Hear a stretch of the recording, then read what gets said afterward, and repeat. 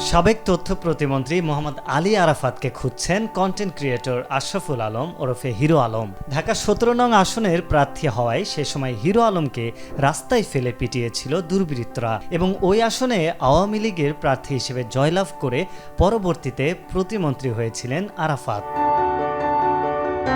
সেদিন তার উপর হামলাকারীদের মোহাম্মদ আলী আরাফাতের লোক বলে দাবি করেছেন হিরো আলম। তিনি বলেন, আপনারা দেখেছেন আমি ঢাকা ১৭ আসনের উপনির্বাচনের বনানী বিদ্যানিকেতন স্কুল অ্যান্ড কলেজের ভোটকেন্দ্র পরিদর্শনে গিয়েছিলাম। সেখানে প্রতিমন্ত্রী আরাফাতের নির্দেশে কিছু লোক আমাকে মেরে ফেলতে চেয়েছিল।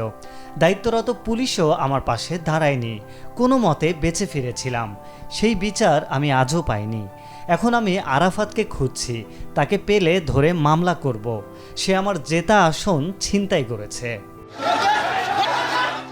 প্রসঙ্গত, গুলশান বনানী বাড়িধারা এবং ঢাকা সেনানিবাসের একাংশ নিয়ে ঢাকা ১৭ নং আসন। উক্ত আসনের উপনির্বাচনে একতারা প্রতীক নিয়ে স্বতন্ত্র প্রার্থী হিসেবে নির্বাচন করেছিলেন হিরো আলম। নৌকা প্রতীক নিয়ে আরাফাত পেয়েছিলেন ২৮,৮১৬ ভোট এবং হিরো আলম পেয়েছিলেন ৫,৬০৯ ভোট। আরিফ হক, মাই টিভি।